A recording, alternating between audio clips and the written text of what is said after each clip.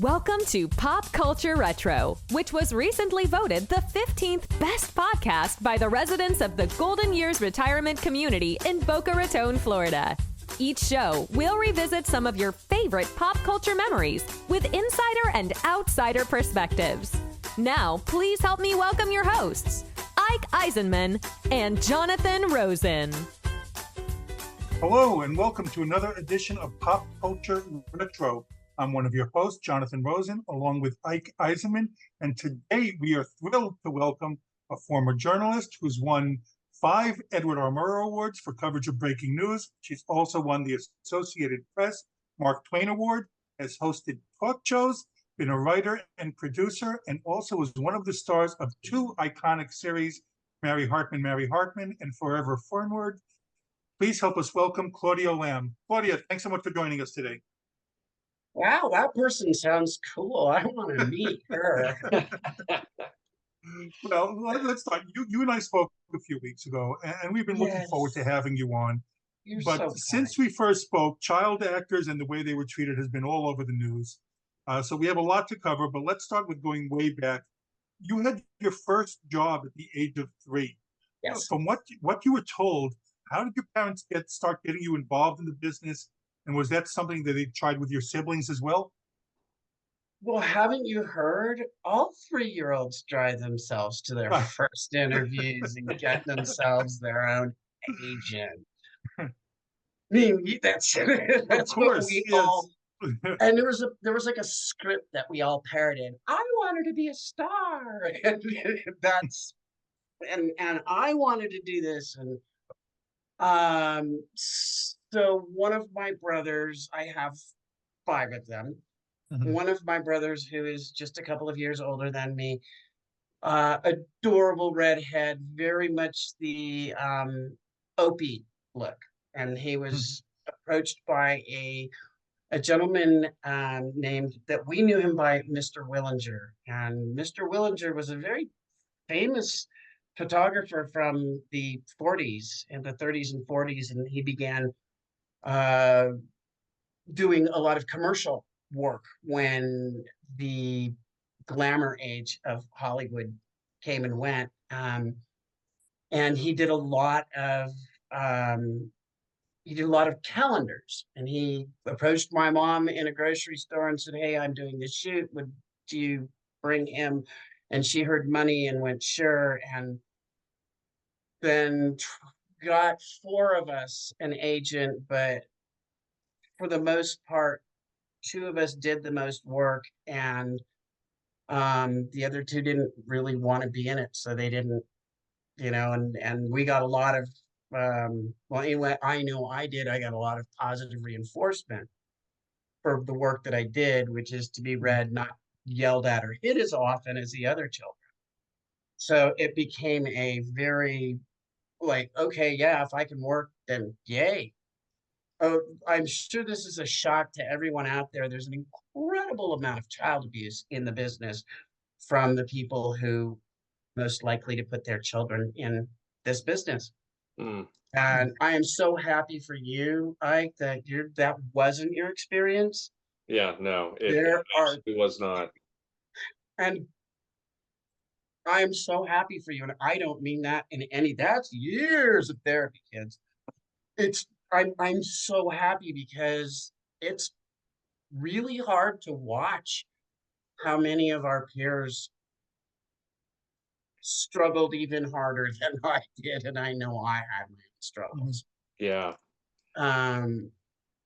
The reality is, right now today, if you go to People magazine, there is a young woman named Alana Thompson that most people know as Honey Boo Boo, and I refuse to call her that because that was a name that was packaged for her. And she wants to go to college, and she doesn't even have the measly $35,000 that was put aside in the Coogan account. And she doesn't even have that to go. Yeah, we were going to ask about her with you. Yeah. So, yeah, I mean, in the news, here I am. I turned 60 in December. And yeah, and it's still happening. There's a woman, and I I don't want to belittle her and infantilize her and call her a young woman, like, hey there, little lady. She was just turning 18 and just discovering what I discovered at 18. And how's that happening 42 years later?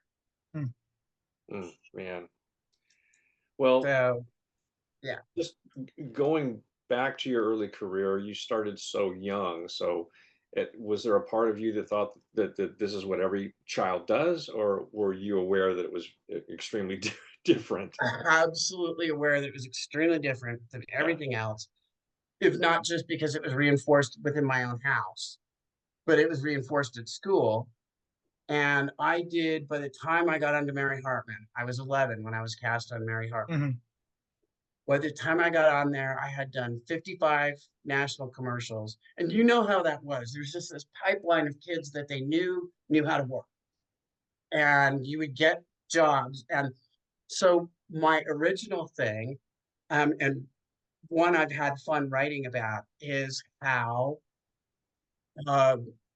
as a very young performer, I was cast quite often as the standby. And do you remember standbys under the age of 5? No. So that would be their insurance, that if the kid that they hired melted down, that they would have another performer that could at least step in until they could calm them down. But that became my game with myself to see how many of those jobs I could turn into being the principal player. I mean, when you tell a kid to win, they hear you. And I'm like, okay. So the first one was an industrial film. And there's a beautiful film called Bathtubs Over Broadway. It is a wonderful, just a beautiful look at industrial films. It's a documentary, and I have nothing to do with it. I got to see it a couple of years ago, and it was like, I did that when I was little. And it was all about industrial films and how important they were back in the 60s and the early 70s when people went to conventions. And there'd be like, the Ford convention, and it would be a big deal, and they would show these films, and they would have musical acts. And Martin Short, they interview him in this documentary, and he was one of the original people who went out and he did some of the auto conventions, and they would have live acts and open bars, and then they would play these films. And one of the films that I was in was advertising this brand new thing where you would put a child into this safety seat, and they would get, and that was, I am old enough that one of the first things that I did a job for was for the Tot Gar for Ford. And I remember the little girl not doing well with it all, and me being like, yeah, she's totally going to melt down. And she did. And then they brought me in, and I got to have all the yay, good for yous. And it's very hard to underestimate how that can make a child want to do more. Positive reinforcement is always good. And so I did a lot of photo sessions. I did a lot of industrial films, and then I did my first commercial when I was 5. And that was a test spot that turned into a national spot. And then I did the first one was Alpha Beta Supermarkets. Do you remember those, Ike? Oh, I do. Oh, yeah. Yeah. Yeah. Yeah. So the first one I did was a black and white Alpha Beta Supermarket. And those were in the Valley for a while. And then they eventually become Ralph's? Yeah, they did. Yeah, it's like they all like one swallowed up another, and then they swallowed up, and who knows what they are now. Yeah, there's like 2 shopping, 2 places you can shop now. So yeah, the first commercial was an Alpha Beta in black and white. And that was I remember it quite well. which was probably one of the reasons why I worked a lot as a kid, because I could remember go here and then do that and say this. And then by the time I got onto Mary Hartman, I was able to memorize about 25 pages of dialogue a day Mm, because we had a script a day to memorize. yeah. And I learned, it took a little while, but I tried to be really helpful to the adults by providing them with their lines. Turns out, Well, yeah, it was definitely, that was our job and our fulfillment. I'm precocious. Don't you want me to be precocious? Yeah. Well, about Mary Hartman, I was reading that you're on your site that your mother used to argue with your agent, and that's how you came to Mary Hartman. How did that whole thing Oh, evolve yeah. in your audition? So Iris Burton was my agent, and you can watch a bit about Iris Burton in the movie The Room. Mm, Oh, And she's just has a so Iris was my agent, and at that point when I went to her, I had already done 50 commercials. And in the space of 5 months, I nailed 5 national commercials. And that was just like, so my mom was saying, you need to put her, that we need to have better interviews and you need to bring, need more TV stuff. The two of them were just arguing and screaming and yelling. And Iris decided to teach my mom a lesson and sent me on this interview for Mary Hartman. And as you can see, apparently I'm leaning on your head. the They wanted a teenager. They wanted someone who was 13 or 14, who was larger, well developed, acne, frizzy hair. That just nails me, doesn't it? So I show up on this interview and I'm like, interesting. No one looks like me. Hmm. And went in and did a read and they asked me to do it again. And I was like, all right, they like me. And at that point, and it was not quite a cattle call, but it was where there are just children all, and it gets warm, or it gets hot in the room and there's a lot of people. That was what it was like. And they asked if I had any other interviews to do and if I could come back and watch the first 2 pilots that they had done the year before. So Norman did the pilots and no network would take it. They wouldn't touch it with a 10-foot pole. Even CBS, where he had this string of hits. CBS passed, ABC passed, NBC passed. So Norman did something completely different. He appealed to all the independent owners of television stations. He invited them out to Hollywood, to Bel Air, to his house for dinner. Oh. And he took Ben Stein, back when Ben Stein had a sense of humor, wrote this piece about Mary Hartman being the best thing you'll never see. And Norman blew it up and he would have it delivered to these television station owners. And that with a ticket out, come out, see my show. And he got enough of them to commit to running it for 6 months that he could make it a production. So that's how I came to be at the last minute. It was a Wednesday afternoon when I read for it. I read for it the second time on Thursday, and I'm happy to tell that story if you'd like. And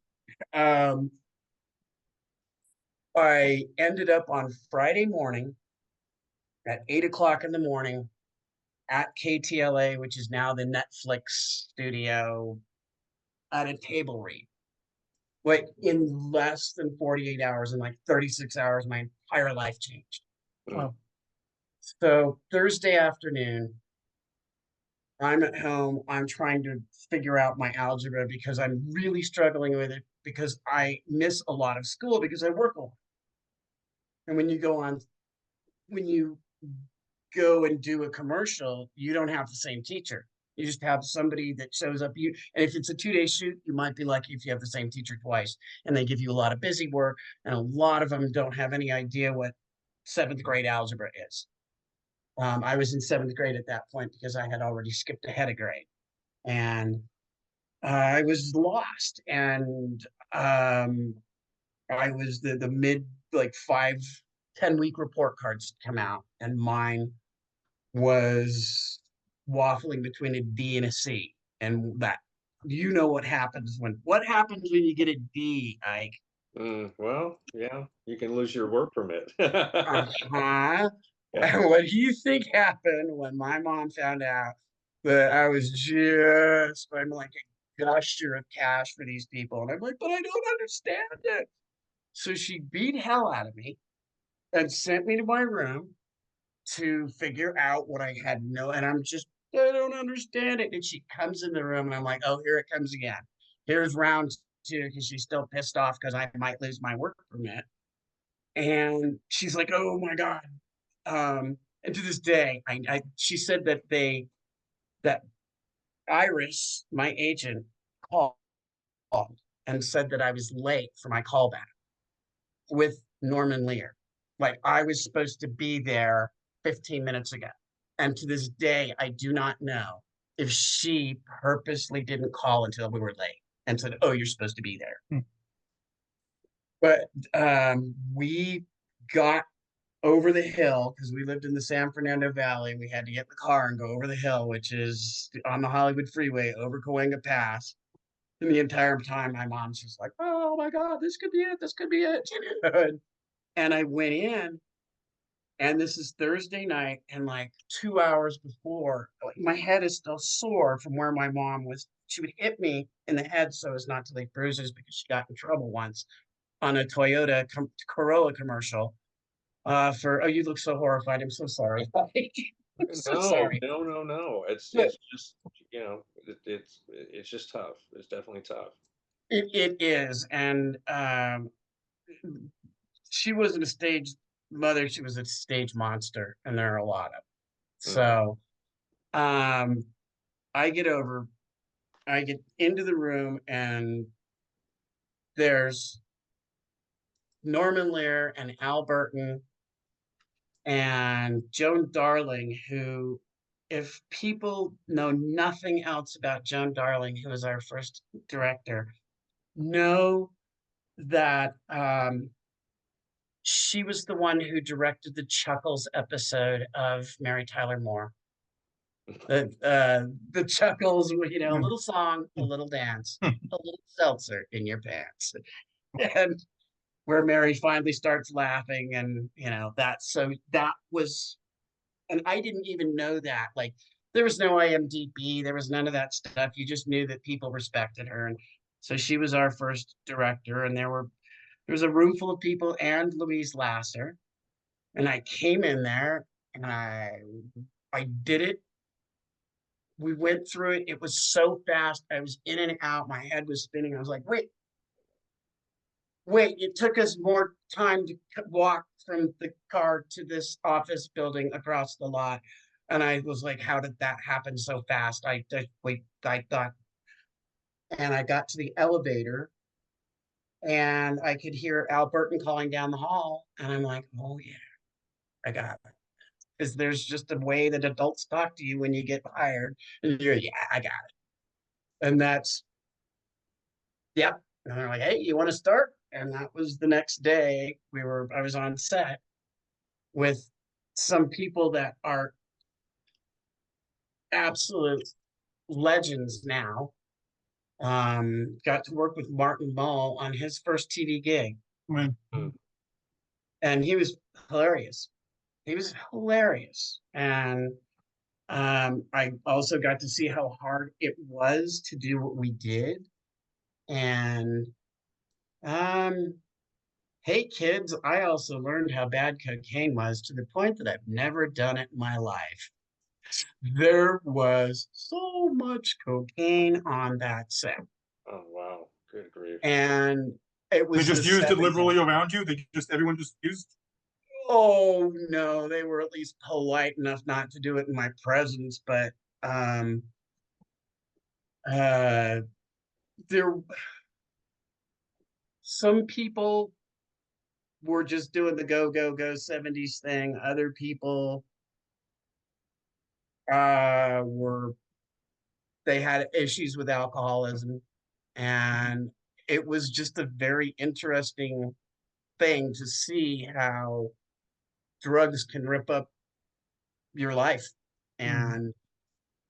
And it seriously, watching the people around me, some of them completely self-destructive, was just an absolute cautionary tale of, Huh. I don't need to do that. Hmm. Well, I'm curious though. You mentioned Norman Lear. Were you aware at that age who Norman Lear was already? Yeah. Yeah. Yeah. I mean, I to the capability of somebody who's been raised in the business, I mean, I did, but of course I didn't. I didn't Mm. like, I don't think any of us knew exactly how amazing he was going to end up being and how much he fought for freedom and the First Amendment. And I love that he bought a copy of the Constitution and had a whole special bus spit it out and drove it around the country so people could see it because it belonged to them. And this is, Mm. he was a really, really decent person. And um, I think about how really lucky I was that so many of my peers had really horrible negative things happen to them in their family and similar to mine, but they didn't get to be around really smart people and, Mm. and be on a smart show. And that's like, I think that being on a show that I did 5 days a week really set me up for being in news. And that, Mhm. 5 days a week, you've got to be putting things out for, in radio, theater of the mind, and all that was what my mentor said. But even that, it burns you out. I did that for a long time, and then it just was like you get to a Right. point where you realize a lot of the stuff you're doing is bad news for somebody else. Like every one of Mhm. those awards that you said that I won, somebody had a really shit day for me to win that. Well, Uh, uh, That well, like we're they aren't really like giving out awards for investigative happiness. yeah. right. Well, Yeah. we definitely want to talk about that, but still stuck in Mary Hartman. So Norman was on set a lot. Was he? Yeah, at the beginning, he Oh, absolutely was. Yeah, oh, he was on fantastic. set at the beginning, and then at that time, he had 10 shows in production. I think 7 of them were hits, Right. and um, I got to see him a lot because we used to go over to the commissary across the street. KTTV and KTLA used to be across the street from each other, and they would never have a problem if we went over there and ate at the commissary because there wasn't a commissary at KTLA. That was Gene Autry's old. He was the one that purchased that. The guy who owned the Angels. Mhm. So I want to go back to you mentioned how your mother acted there too, and that's I was reading your blog as well. Some of the stories are really tough to read on your blog, and so what was your Or even tougher to to live. deal through? Yeah, I know it's so. What was your experiences during those times prior to getting Mary Hartman? I mean, how was your normal routines with your mom pushing you to get succeed? I guess. It was work all the time as much as possible. So I had mentioned that I'd done more than 50 commercials, and I Right. mean, there's a thing where if you do a soda commercial, you can no longer do any other carbonated beverage commercials. I see, but often they won't touch you because of any kind of cross confusion. You can do one car campaign, one candy bar, one cereal, or in the case for me, I worked for Pillsbury a lot because I could eat their incredibly fat, salt laden treats and make that wonderful smile and go, this is wonderful.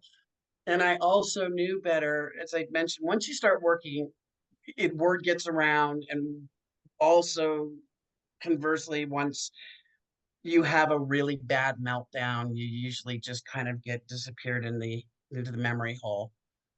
And I knew better than to eat anything. And when I was 9, I landed a McDonald's spot. And as you know, that was just right. And I Oh, was so yeah. excited. Yeah. I was so excited. And then I got on stage, on set, and they had built an entire McDonald's in Downey. And all they did was film commercials there. So they didn't ever have to rent anything or worry about anything. And they didn't have to worry about the permits. And I get up, and it was a completely, they had all the fryers, they had everything, and I was so excited. I'm like, what are we doing? We doing cheeseburgers? We doing French fries? And they're like, filet o fish. I despise filet o fish. There Mm. was exactly one day in my life I ate those fucking things. And that was when I was 9 years old. And all of my work, we were able to afford a house 3 blocks from the beach on Carpinteria, which is between Oxnard and Santa Barbara. Every day, my mom would go to the phone and call the agent. The agent went, she has a commercial. So we drove back to home. I missed like half the vacation I paid for, which is why I always take lots of vacations now and enjoy every one Mhm. of them. So we go in there and I'm just like, but I can't. And I was like starting to tear up, and I looked over and I was like, okay, and there's my mom chain smoking outside. But I'm like, okay, I said to them, don't tell my mother, don't tell her. I'll do it. I'll do whatever you want. Don't tell her. And the director was like, all right. So they would bring me over these filet of fish, and there was the ever present bucket, Yep. and I would open it up, and the whole, like, they wanted me to eat them hot. They wanted to see the steam, and so I was burning the inside of my mouth, but it was better than her being angry at me, because I'm like, yeah, tongue will be better by tomorrow. And uh that like they I think I had to film for 2.5 hours eating those vile things. And I have never eaten one since, ever.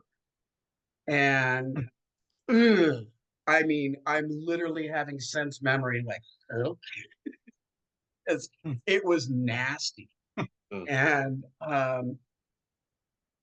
the commercial ran, and I was, and the fast food one that I'd done before that, I have a clip of it. It's the old Burger Chef. Burger Mm. Chef, and it was the first kids meal. It wasn't McDonald's that did the first kids meal, it was Mm. Burger Chef. And I have the clip somewhere, and I am just a wee thing. I'm 5 or 6. And do you remember Ham Larson? That was a little kid, a little younger than me, No, I don't. red hair. He was in it too. I'm like, oh my God, because I think, yeah. So then after that, I got a very good reputation for, she knows better than to eat, she knows better than to swallow the food. She'll do whatever you want, and got a bunch of really good ones like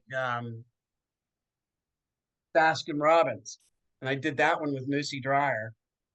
And Yeah. that one was, we, it was a couple day shoot that turned into one extra because one of the kids wouldn't stop eating. And he kept eating and eating, and it was ruining continuity, which is totally torquing the AD off. And like takes him to the side. He's like, and all the rest of us are like, dude, you're just gonna get sick. And he just Mm. wouldn't stop eating. And by about lunchtime, he was just, the shit of the sugar. And then he went and ate lunch, and all of us bros were like, he's gonna barf. And he did. And he threw them all over, like the like when you're 8 years old and you're that jaded, and you're like, oh yeah, he's gonna spew absolutely. You head for the door, and and to avoid getting barfed on. I mean, it's funny. It's very Oh, jaded, but mhm. then they ended up, what they did was they had us finish school, log an hour, took all the stuff, and took all our uniforms and had them, because he not only barfed, he dropped his Sunday, and it's just Oh, splattered everywhere. And then like the smell was cleaned the place out. So we started again the next day, and we had to do everything from the establishing shots onward. well, And that's even more how, when you worked a lot, became underlined because of kids like that. Because Yeah. very, yeah, it was very little that they got a chance, and then probably half of them that did totally screwed it up because it literally was their first time in the end zone. Hmm. And yeah, Yeah. so You could, I know what you're saying because I could see him coming too. But we, that's part of growing up fast in this business. So you get Mary right. Hartman, and you were the sole kid on the show, No, which wait. a I little want you to tough. share. I want you to share. I want you to share. When did you see somebody doing the, huh? Where Well, no, I didn't see that. It was just about working with the inexperienced kids. It was like the day's gonna oh go, yeah, because the day's gonna go long, or they're not gonna get it. I'm gonna have to do too many takes because they're either not very good, or they're just not experienced enough, or they can't really be directed. And commercial shoots were always exhausting to me because you're doing take after take after take after take because you're trying to get that magic shot. And they this doesn't fall into the pur- purview of abuse. It's just the way it works, but it beats you up, and then you've got to be on all the time. So I found it to be much harder work than the theatrical work I did. But you so I don't think well, no, I have done things where I was the sole kid and on a shoot, a number of projects, and I loved it. I mean, how was that for you, and how were you received by the Mary Hartman cast when you first got on? being an only child on a show like Mary Hartman it was very special because, um, again, through many years of very good therapists, I have learned to see the people who looked out for me, the people who stuck up for me. So we had this prop guy named Harold. And Harold, when he would go to the store for all the stuff that they needed for whatever shoot that day or the few days around it, he would often bring me something, a pack of bubble gum, a thing of berries, some bubbles, a puzzle, and he would hide it in the prop room. And I'd be like a little monkey climbing around trying to find it. It would never be up too high to be dangerous, but it was the kindest thing. You know, Yeah, that that's genuinely kind. And I know that a lot of these people saw my mom for exactly what she was. oh, they did. Um, what's that? They did. I was wondering about that. Yeah.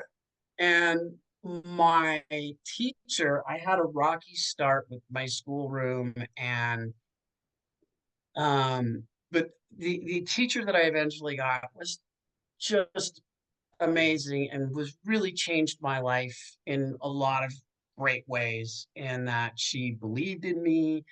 She encouraged my reading. She would put limits on how many books I could read per week. She would put a limit of one book a day because she knew that I was using those books to escape. And she wanted me to have that escape, and she didn't want me to just be escaped all the time. She Mhm. encouraged me to write.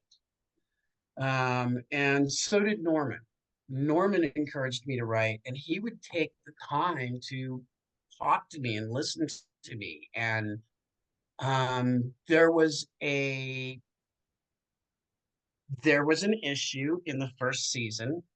If you noticed, if you carefully notice, there are a couple weeks where I'm not in Mary Hartman.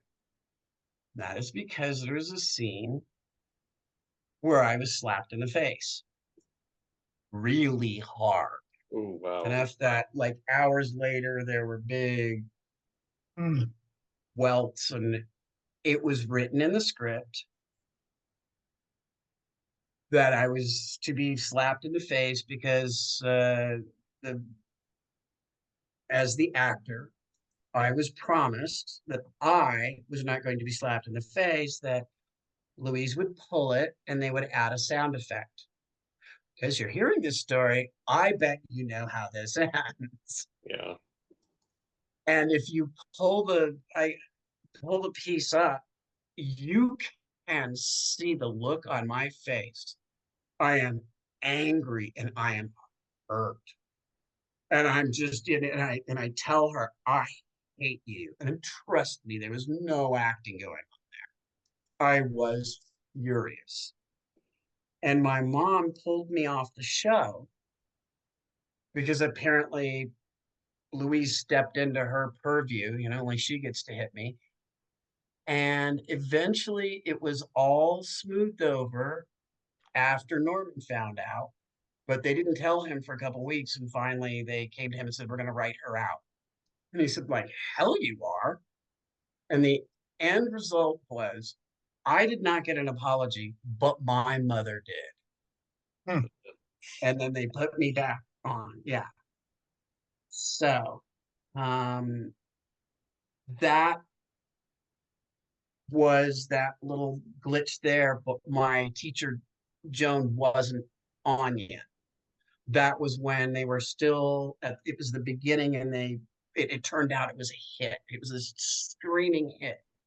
And there was a question as to whether there'd be, the other, if they were going to pick up the other 13 weeks or the other 26 weeks. And they did, of course, because it just became this cult hit. And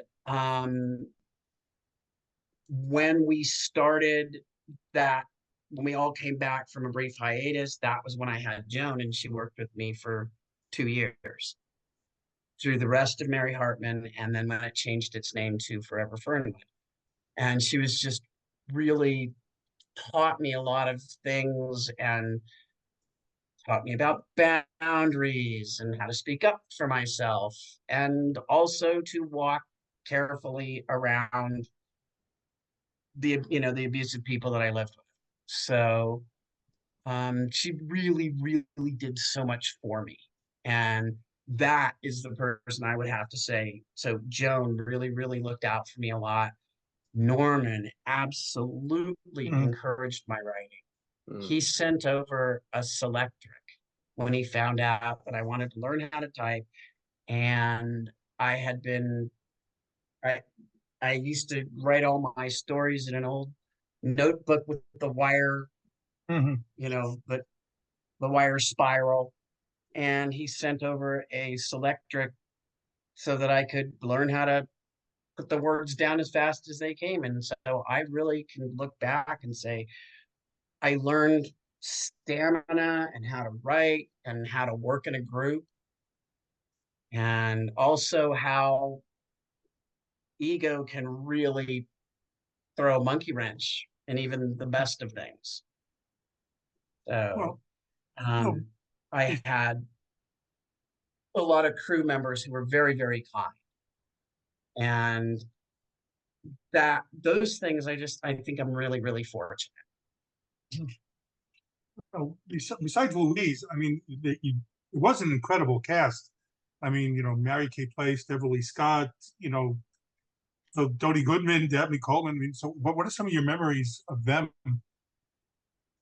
Some of my memories are of, say, like Graham Jarvis. What a kind, loving man. Just Graham, right there. He plays Mary Kay's husband. And he was just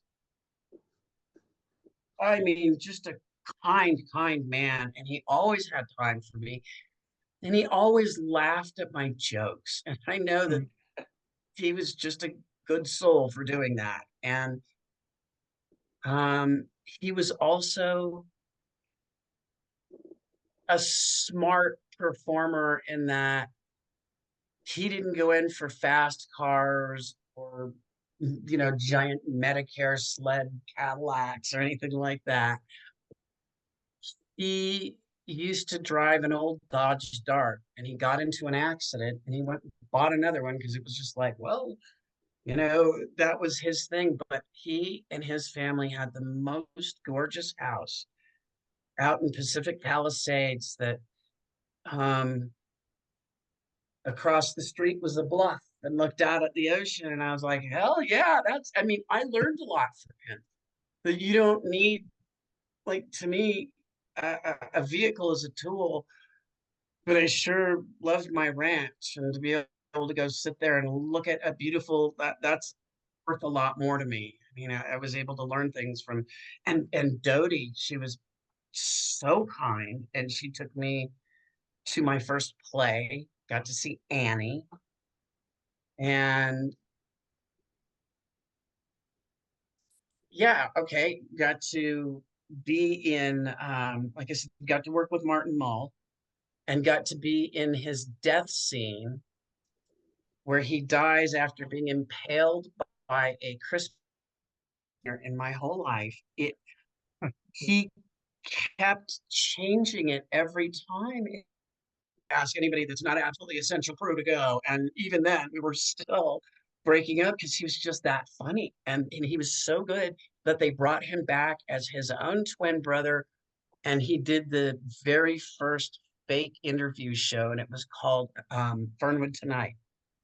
Like that's where Gary Shandling, all of that stuff you can trace right back to Fernwood Tonight with Martin Mull and Fred Willard. And okay, how lucky was I? I got to go watch rehearsal for the episode where Tom Waits was the guest. And he was still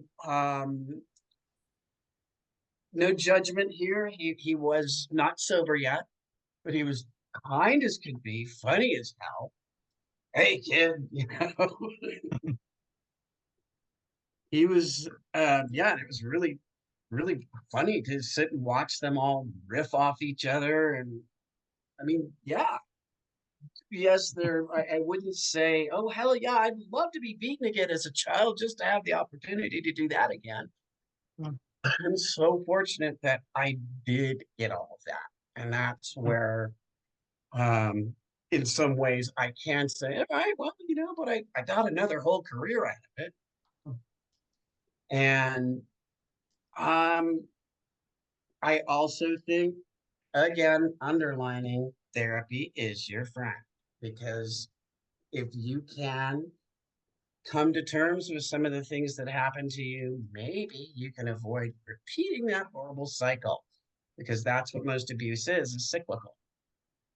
Hmm. So, if nothing else, I didn't sell my child into contract slavery, so I have that going for me.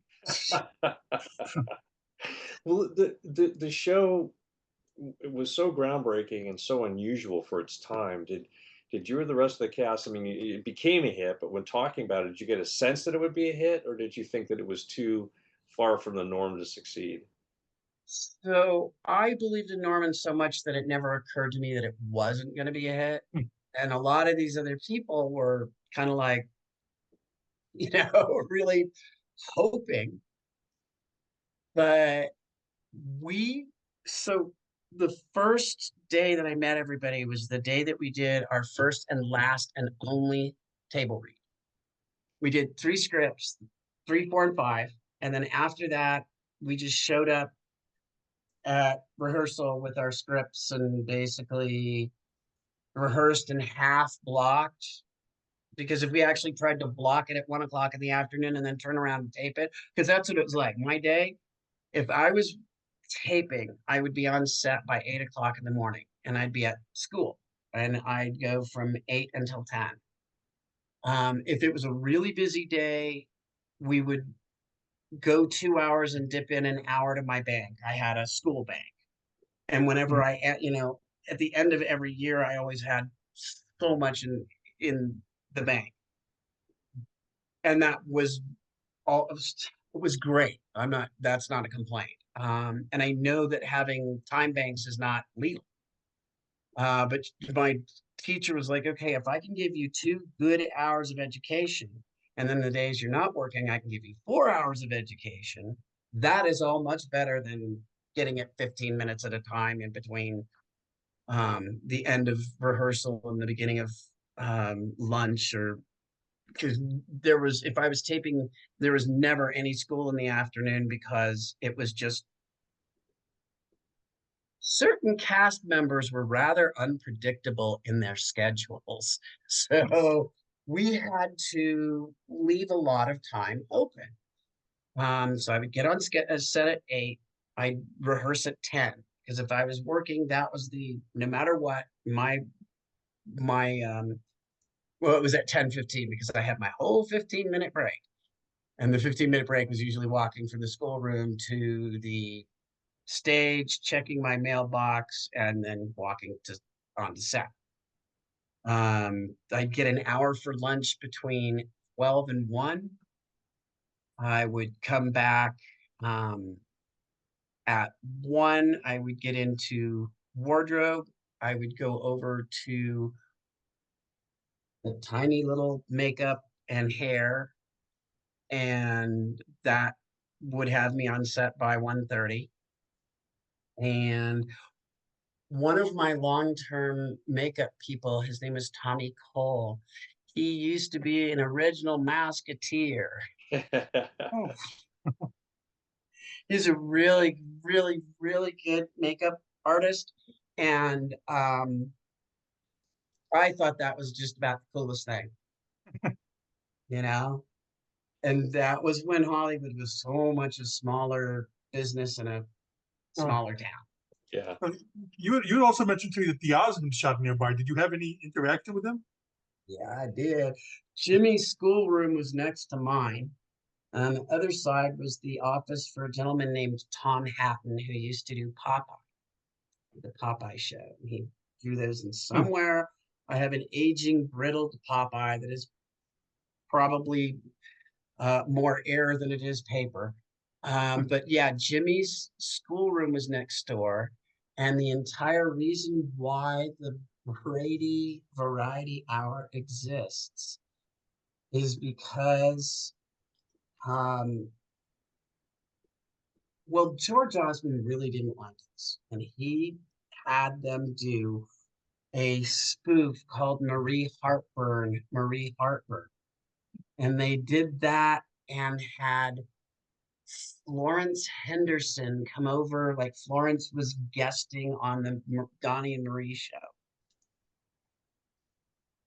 And how I know George didn't like it was besides the fact that he would always like ignore my mom, even, and my mom took perverse pleasure in being like, "Good morning," and you often parked in my parking place. And it was like, dude, it has my name on it. It's in our, like, you know how parking places work. You'd have like a whole row, and it would all be for Mary Hartman, and the next row over would be for stage 7 or stage 6. And they shared a wall with us for a while. And so they had Florence Henderson as the guest, and they did the Marie Hartburn sketch, and they brought on Mike Lookinland and Susan Olsen and the eldest daughter, and the woman who plays the eldest daughter, Jan. And it was like some cameo thing, and somebody went, make that happen. Make that into a variety show. And they ended up taping on our lot. So at one point, the Osmonds, the Bradys, and Sha Na Na were all taping on the lot while Mary Hartman was taping, as well as What's Happening. Oh, wow. I remember the very famous, crazy episode of What's Happening where they had the Doobie Brothers guest. Because for some reason, guys from South LA are dying to hear music that their white parents' friends, are listening to. But so they had the Doobie Brothers on, and the Doobie Brothers came over to the stage, and they were like, "Hey, can we come in?" And a bunch of them asked for my autograph because it was directly after the joint episode Oh. where Heather brings home a joint. And that was like hugely groundbreaking. Hmm. And yeah, so so the Doobie Brothers came over. That was really fun. But we also had shows like Bowling for Dollars that used to run on, I think, Channel 13 at like 7. And you asked about having anything to do with Donnie and Marie. I used to be able to ice skate on their plastic ice skating rink that they used to do the open on. And um, I had permission from Donnie himself. And that was like a pretty big deal, back in the late 70s. And when I was finished up with work on a Friday, um, Donnie and Jimmy were out riding their bikes around. And they were these trick bikes. And the back of them swung, and they were like for stuntmen, and they were trying to learn how to ride them. And I think there was an endorsement in it somehow, and they had them on the show. And Jimmy was struggling with his because his was way too big for him. And Donnie was trying to figure his out. He stopped to talk for a minute. Now, was Friday night was taping night for the Osmonds. And there would be young women, make no mistake about how crazy big they were at the time. There were young women that would start lining up on Monday morning. And they ended up building these covered, basically wooden benches. Because these women would just stand out there in any weather, hoping to get a front row seat on Friday, hoping to catch sight of any one of the Osmonds. And we would leave on Friday. I would leave work, and the car would get mobbed. There would be women with standing there with their teddy bear going, "Oh, sign it," and their autograph books and their Tiger Beat magazine. And they were like, I genuinely got an idea about, like, these people aren't well. And there were women, like, they're adults. They're older than him by a fair piece. And I remember asking one of these women on the way back from lunch one day, like, "What do you do all day?" She goes, "Well, I wait here." "But do you have a job?" "Well, I did, and I saved up my money, and now I'm back at my parents'." And that was her whole thing when she worked for a year, so that she could stand outside of KTLA to catch sight of Donny Osmond. Oh, And that afternoon, I'm talking to him, and I'm aware that they're going to be taping at like 7, and they bring the crowd in at like 5:30, and they warm them up, bring them out, and sift out the crazies and say, maybe this show isn't for you. So we're standing there talking, and I hear something at the gate. We used to call the guardhouse the doghouse. And I hear something at the doghouse, and I look over, and there's the head of security. He's screaming and waving, and there's this stream of women they have broken the wooden gate, and they were just running across, and Donny Osmond, ever the gentleman, says, "I gotta go, excuse me, bye." I mean, like, polite as can be. And he rides off, and he rides in the elephant door, and the elephant door is the gigantic door that they have on stages that literally used to bring elephants in. Hmm. And the elephant door is open and they're cranking it shut, and poor Jimmy can't seem to get the bike going, and somebody just like, leave it, and he just runs, and they've already, got the elephant door closed, and he runs in the stage door, and they shut it and lock it, and these people just get there, and they're screaming and they're crying, and everything short of rending their garments, and I'm not sure they didn't do that. And I had just kind of like stepped back into the row of cars and watched them run by and was like, okay. And my mom was there, and we started going towards the car, and all these women turned on me. Who are you? Why was he talking to you? I was like, got to see a man about a dog. And security came over and escorted us to our car and escorted us out. And ever after, we all owed Donnie a big, big thank you. So because of them, Gene Autry had to fork over the money to fix the emergency exit.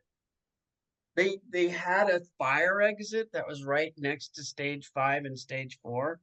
And I used to say, but it's nailed shut.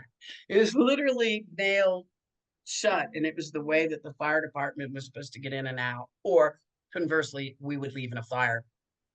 And back in the day, it was all nailed shut, and they had to get it fixed. The Osmonds insisted on it, and ever after, they left through the emergency gate. But before that, they shared a wall with us, and they were filming a Thanksgiving episode. I'm trying to choose my words carefully. It is not a secret that some of the Osmond brothers have a disability, that they have hearing disability.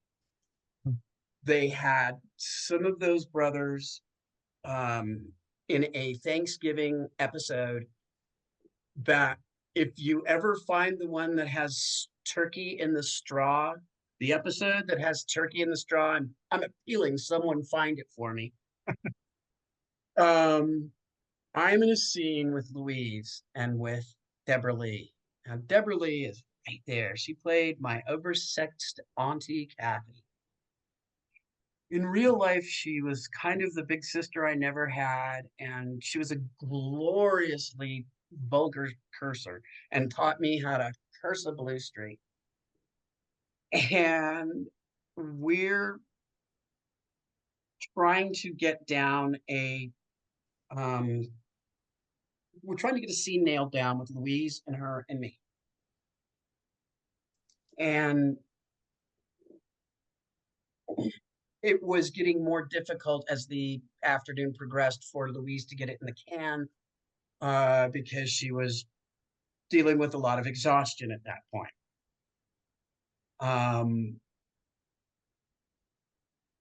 About every time we would be most of the way through the scene, we would hear bleed through from stage 4. And we'd all stop and look and start the scene again. And each time the scene had to restart, it got more difficult for Louise to do it. And it's because they had the music so loud so that the brothers could hear the beat. And about the 10th time this happened, Beverly breaks character. She goes, Jesus fucking Christ. And we're all like, okay. She goes, are we all going to pretend we can't hear that? Are we all going to pretend? And someone went over and appealed and said, just 15 minutes so we can get it in the can. And it was like, no, we're not doing anything wrong. It's stage walls. You can't hear it.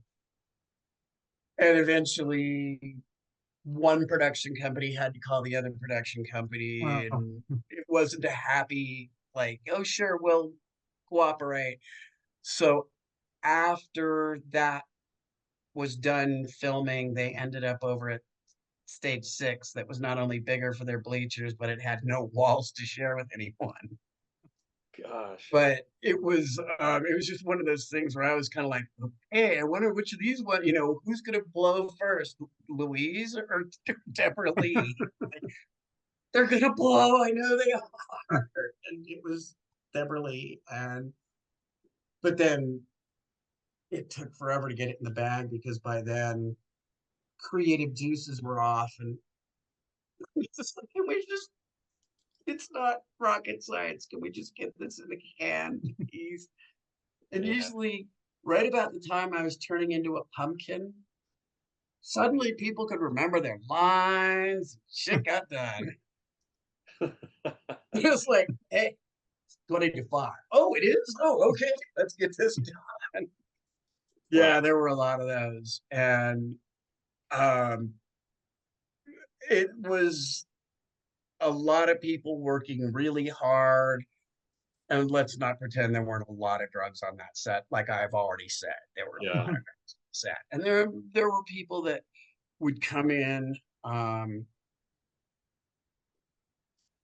Bill Bruns, the guy who played my grandfather, who got replaced because he was such a mean drunk.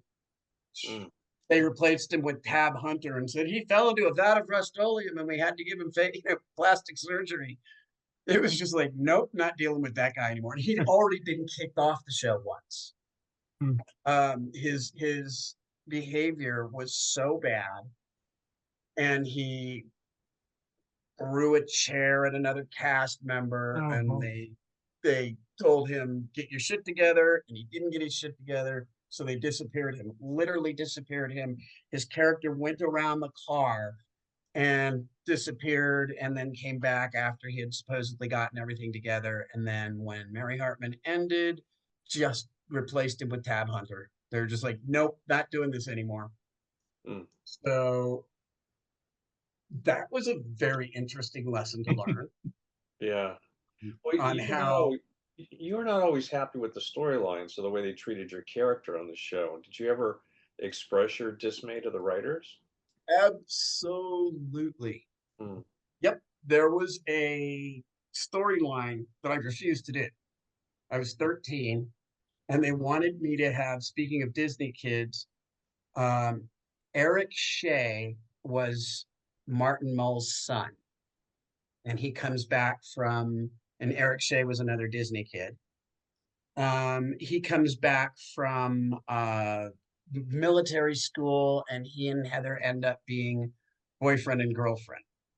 So in one scene, when I meet him, they have me using gigantic navel oranges to pretend like I've got big boobs. Oh, And let me tell you something. oh God. Never had them, never will. When you're 12 years old and the writers are thinking of new ways to make fun of your flat chest, it hurts. Yeah. It really hurts. And you internalize that shit. And one of the things my mom wanted me to do was get my nose fixed, get my nose bobbed, and get a big set of fake D's. And that's when I was like, Colorado? Why, yes, I will.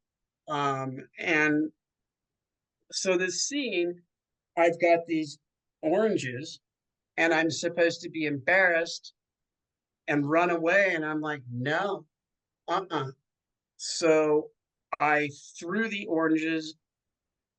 Heather throws the oranges at little Garth because why are you sitting there watching me? What the hell's wrong with you? If you saw me doing this, you shouldn't have, continued watching. So that was embarrassing. And then the denouement of that particular arc was they wanted us to have sex. Did I mention I was 13? And I refused. I outright refused. I said, nope, I won't. I will not. You can't make me. Fire me. And I went to rehearsal, and we were allowed to do some ad libs at the end of a scene, especially at the end of if things are filming, but never be funnier than Louise. I finished the scene with taking off my watch and saying, "That's the only thing I'm taking off," and laying it down. And they're like, "Oh, that's funny." But they also wanted me, and that I was like, absolutely not. I am not. I am not. Because I was already taking so much shit as a human being. Like when I would go out with my friends on a Friday night, that read when I went roller skating at Northridge Skateland. I know you know where that is. Northridge Skateland, hell yeah. So when I went there, I would have people come up to me and recite lines that I had done that were embarrassing for me to have to say, and it was getting harder and harder. And I knew what was waiting for me at Skateland. If I knew I'd be called a whore, I knew I'd be called a whole bunch of things that I didn't want to be called, and I just refused. And that was me. That was not my mom. That was not anybody else. That was me saying, no, I'm 13. Nope, that's not what I'm going to do. And so we had a whole series of different directors, and some of them were very good, and some of them less so. Alejandro Rey was, he was sadistic. He was mean, and he liked making the actors uncomfortable. He had a mean streak running through him. And there was a director we had, her name was Nessa Himes, and she really didn't like my mom, and she took it out on me. And the two didn't like each other, and there was a point, there was a story arc that had me, they wanted me to cut my hair. It had my character mimicking Mary. And I'm like, why? She hated Mary. She hated Mary. Why would she mimic her? And this was when the writing had kind of started to get really uneven.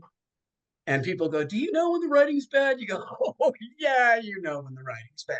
You know when the writing's good, too. Right? You do, you know. And some of it, you just kind of go, so they being the director and the writers all thought it would be very funny for Heather to dress like Mary down to the dress and the puppy sleeves and the hair. And I'm like, they're going to lose their shine with this storyline, and my hair's going to look like that. And like hell, I'm going to cut my hair, because I had waist length hair, and there was not a chance I was going to cut that hair. And the hairstylist, Annie Wadlington, she went and bought a fall. She worked fast. A fall is a fake wig that goes over the front. And she went and bought a fall. She dyed it to match my hair and cut it exactly that way. And the director, Nessa, was like, she put me in tears before lunch. She's like, you're going to get your hair cut. I'm like, no, I'm not. I am not getting my hair cut. And she's like, that's your job, kid. Do it. And I was like, and the hair woman just went, trust me. Trust me. Cut it all up. We had it all done. I went out. The director was positively graceless. She crowed. She made fun of me. See, I told you, you're always going to listen to your director. You're always this, you're always that, blah, blah, blah, blah, blah, blah, blah. And just ground me into the ground, but I knew better. And I did the thing that I was supposed to do.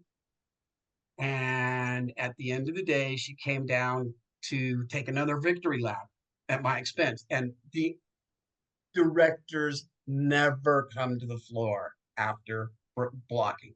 They're always in the booth, always in the booth. She came down to take a victory lap. And at that point, I couldn't take it anymore. And I started taking the pins out. And I just took it off. And I said, you think you're so smart? Handed it to her. And she was furious. She was furious that I hadn't cut my hair. And I'm like, what are you care? You thought it, you bought it. What do you care? But she just like, there were some people that were just sadistic, and that is not a way to be a director. That is not the way to get things from people. You don't need to make people hurt. You can actually, as Dodie Goodman used to say to me, it ain't nothing but make believe. It ain't nothing but make believe. We all just pretending. Can't we just keep pretending? She's just like, don't take it seriously. Do not do that method acting crap. Just Yeah. pretend. It's all that's what you're doing. You're pretending. And you go home, enjoy your home. So yeah, most of the people that I worked with were incredible. Victor Killian, who played my great grandfather, he was blacklisted in the 50s. Uh-huh. He was branded a communist because he wouldn't tell what he knew about other people. He just was like, nope, that's not my thing. I'm not going to tell you lies to make my job easier. So he didn't work for like 25 years. At this point, you were also the family breadwinner at this Mhm. point, right? Yeah, so, did you think about finances at all during that Yep. time? You did start wondering about. Yep. Um, I had somewhat of an idea of what I was making, but my parents very much tried to keep me in the dark. Um, to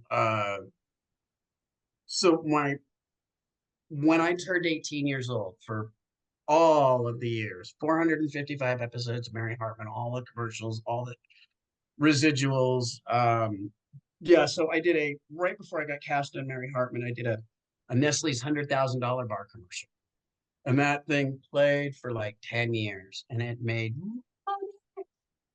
um and all of that. Back then, commercial money was not considered part of your Coogan account. When I turned 18 years old, I was handed a $2,000 tax bill, and all I had left in my Coogan account was $18,000, $1,000 a year. And that's why I'm a huge advocate for why are we still hearing the stories that I'm telling you? Why are we still hearing about them today? When I was 4, I was on a calendar shoot and I was attacked by a dog. And the reason why was the dog was being beaten. Now, 46 years later, it's illegal to beat the dog. It's still legal to beat the kid and take their money. But like nothing has changed. Like I just want child actors to have the same protection that the dogs and the horses have on set. I don't think that that's like way too much to ask. Yeah, and see, what's hard for me, and it's getting incrementally excruciating because hearing your story is like another one of these stories, and bringing quiet on set back up again. I never Yes. heard any stories like this about anyone during my era. No one talked if it happened, they didn't talk about it. And again, I'm feeling like this survivor guilt because I really did have an extraordinary experience as a child actor. Now, I'm going to keep this very brief. I had a terribly overbearing stage father that was very abusive to me and cruel, but at the same time, he did not allow anything like what you're talking about to occur on set. And so he was there all the time. And because of the stories about kids having their money taken, my mother was extremely adamant that my money goes in a savings account. It was my money. I know I did contribute to the household at times, but I was never the breadwinner. She would not allow it. She threatened to divorce my father if anything like that ever happened. So I was protected that way. So it's so tough, to hear this because if you enjoyed what you did, you put your heart and soul into it, and that deserves compensation. And you're thinking you're going to set out on a new life with financial opportunity, and then you don't get to. So when you found out that was all you had in your Coogan account, was that the point at which you knew your parents had stolen from you, or did you have some idea that it was already going on? I knew from the very first time I ever saw a paycheck that went into my parents' account. Wow. Um, I had to endorse it because it had my name on it.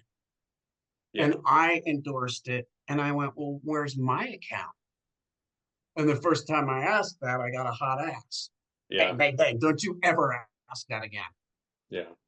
And I got very good because I that part of my brain that allows me to memorize things doesn't allow me to let certain things go. I remember things in maybe a little more detail than I'd care to, but at the same time, hey, I write with such detail.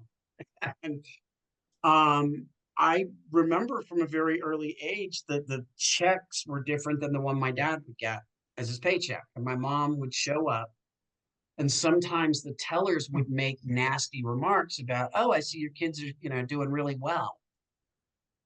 And I knew that there wasn't anything that came to the house that had my name on it. I was a little pitcher with big ears. I checked the mail. I was adept at going through my mom's purse without letting her know, because my mom was not only a narcissist, she was one of those hyper aware people who was such a control freak that she would know if someone had like moved a can in the pantry. Mm. That's how like insane she was. So you had to be one step ahead of her. And I went to Vegas for the very first time when I was 5 years old. My dad was a gambling addict.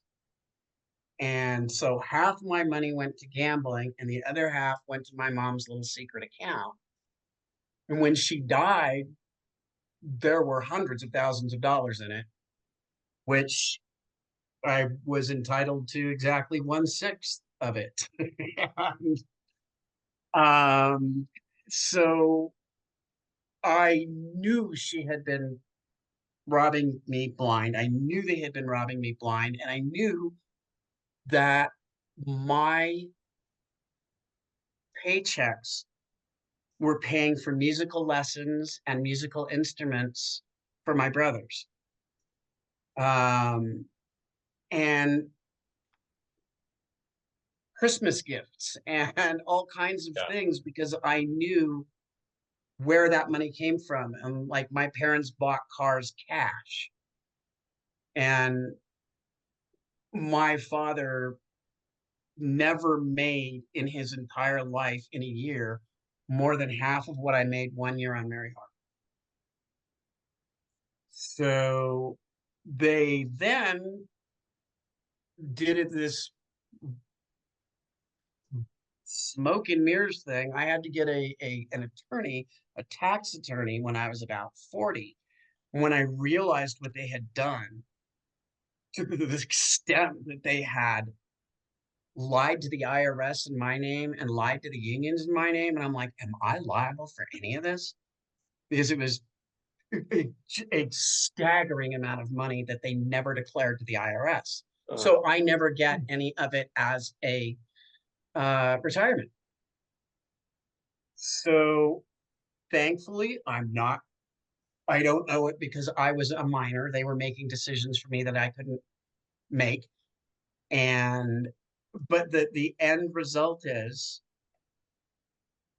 my entire retirement from AFTRA for the hundreds of episodes of Mary Hartman is less than $2,500 before taxes. So when I realized that they had definitely, absolutely boned me, I realized that it was up to me to make a new fortune, as it were. It hurts. It absolutely hurts to know that not only did they rob from me, they lied to the IRS about what I made. So I will never make. I'm not only not going to get anything. The amount that I'm getting from SAG is so small as to be laughable. If I save it all up for a year, I can have one good trip a year if it's going to Mexico, not Europe. So they just like boned me and they boned me again and they boned me again. And I realized that if I was going to have anything in my retirement, that I was going to have to go out and make it myself. So uh as a single mom, I bought a house and basically started making double payments and met a really great guy 20 years ago and we've been on the same page. But it is with great pride that I say I own this home that I stand in or sit in here 100%, and I have 25-acre ranch up in the mountains because I was not going to be just their victim. I wasn't going to allow that because they had taken so much from me. And when I left at the age of 20, I knew pretty much that I had nothing. Oh. So I went and made my own career. And I'm so proud of the awards that I won. And I really am proud of the work I did before the hedge funds all came in and destroyed radio. Right. They're just like leeches. They just like land on different, they're doing to the rental housing company or rental housing market what they did to radio. Just glom onto it, suck all the juice out of it, and go on to the next. Mm. But I was lucky that I had that time. Well, you should be And proud of the awards that you won, for sure. and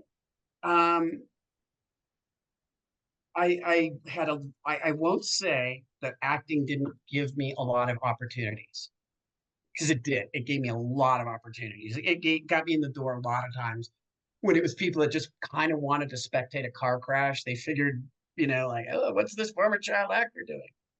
And I've had those really humiliating job interviews where once I went at a fine dining place up in the mountains outside of Denver where I lived.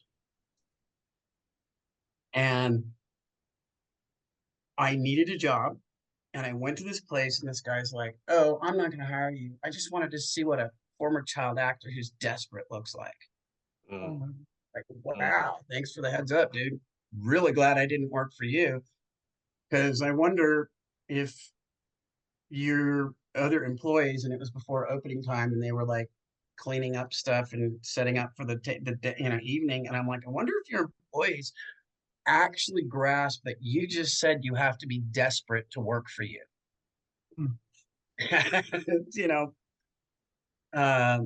But it gets you tough.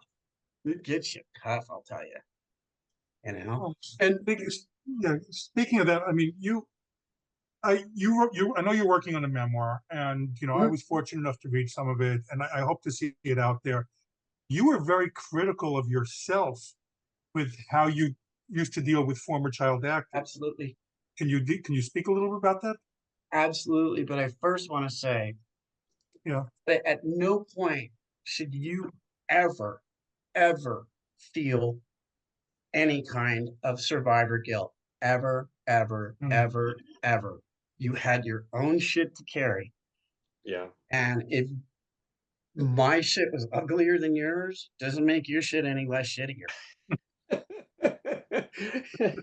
That is my gift of thousands of dollars worth of therapy for you. No, never. Well, if you just settled it down to that, then I just benefited greatly from all your time in the chair.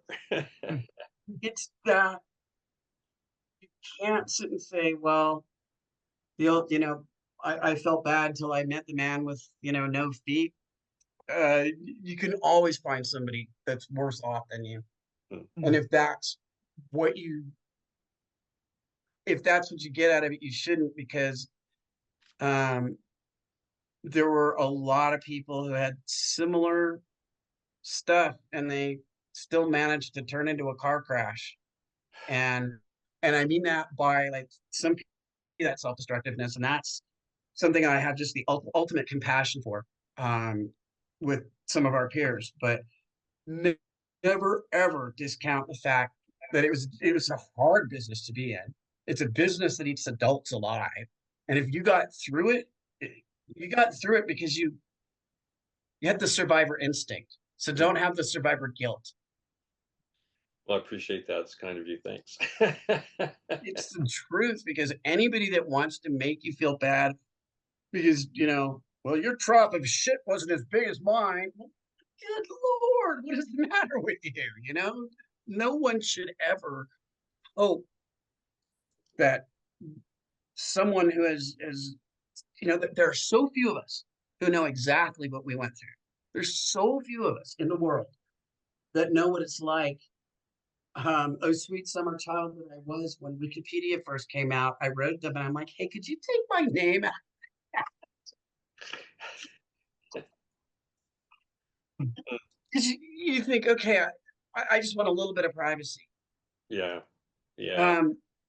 I started college when I was 15, and something in the back of my brain knew to check the boxes like nobody else has access to these. Because it used to be, if you had $25, you could write to any university and just be like, can I have the records of so-and-so?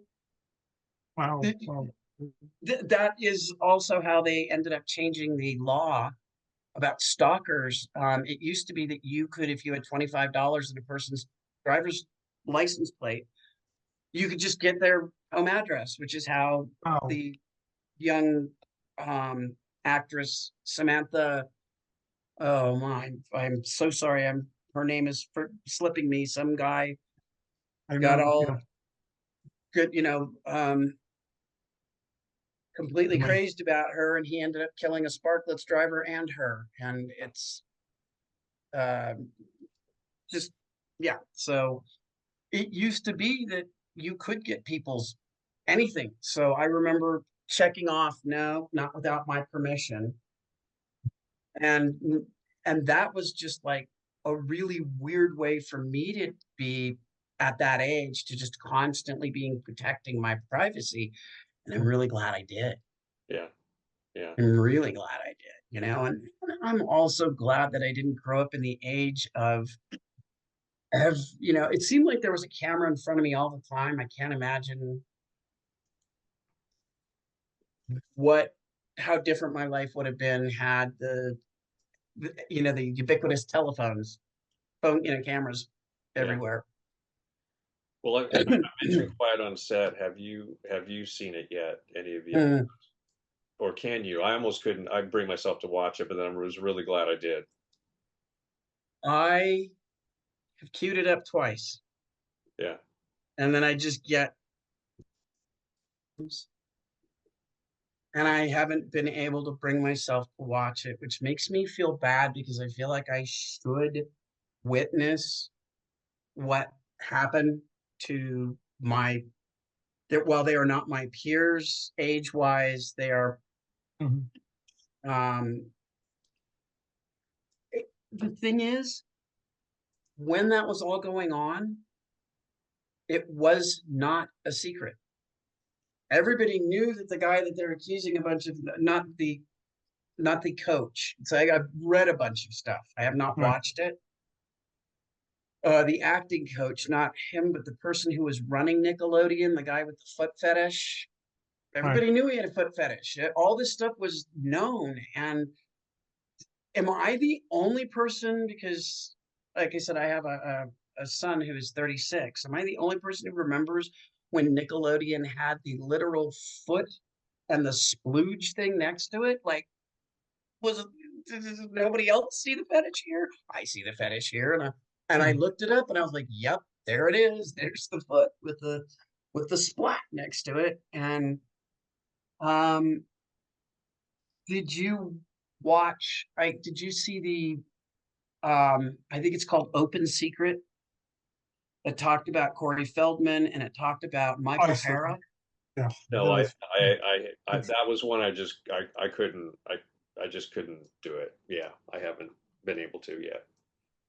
So I watched that, and it was incredibly disturbing. But I want people to know I worked for Michael Hara. I worked for him at his rare record store. He made no bones about the fact that he had a 14-year-old living in his home that he had brought from Nevada to be his manager. And I remember being like, where are the parents? Yep. And he's like, oh, don't be so. And I remember him making fun of me for being basically, provincial. All the, stuff like this happens all the time. And he is, of course, accused of some pretty awful stuff. And I have to say that he doesn't make any attempt to say that he didn't do it. And it was a very small business at the time. And there's a fellow child actor who my mother taught his mother how to sell him like mine sold me. And we are tremendously close, and he did a great deal of work, and I consider him my brother. And he credits the fact that that didn't happen to him because his mom watched him eagle eye. Yeah. Like, just never let him out of the house. And it wasn't, I know that there was a lot of talk about hot tubs, and it was not, it was an open secret. And that's what they, that movie being called. And again, how is this shit still happening? Yeah. Because when I was a kid, everybody, the Coogan law was done in 1933 because he was being abused exactly 100 years ago. And nothing, as far as I can tell, has changed. What do you think needs to be done? What do you think needs to be done to better protect kids in this business? Well, first of all, you should have, in addition to the teacher, they should have a child psychologist who's on stage all the time.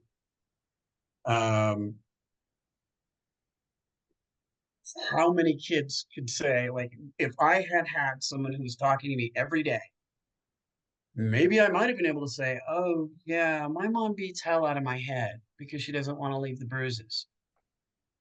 Because everybody knew what my mom was. They hated her. She was such an unpleasant person. And you talk about before about that I beat myself up. Yeah, you bet I did. 30 years ago, I was such a jerk. I was such a jerk. I was convinced that the reason why I was doing well in my radio career was because I was just, I took this great thing that happened to me and I capitalized on it. And if you didn't take this great thing that happened to you and you didn't capitalize on it, well, you're just a loser and you're just complaining. And I did a where are they now thing with people, and it's so cringeworthy. And I'm ashamed that I talk that way, because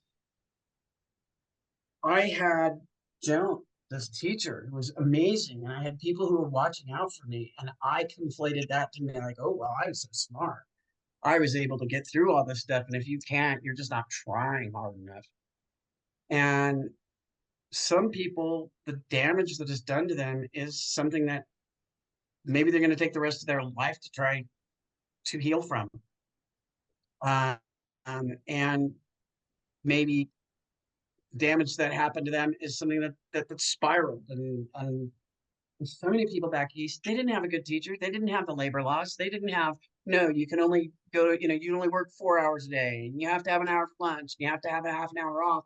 Because I think of a lot of the biggest train wrecks that I know are people that grew up back east and they had nothing that was protecting them. Not even a teacher, not even like, and people talk about how our business changed so much after the strike in the 80s. It did, but I'll tell you how. There were a lot of movies in the 80s, in the late 70s and early 80s, that were not appropriate for children to be in. And they just took them out of state where there were no union laws. And once they realized how great it was to work non-union, it was like, yeah, we don't have to tell, this kid doesn't have to be in school.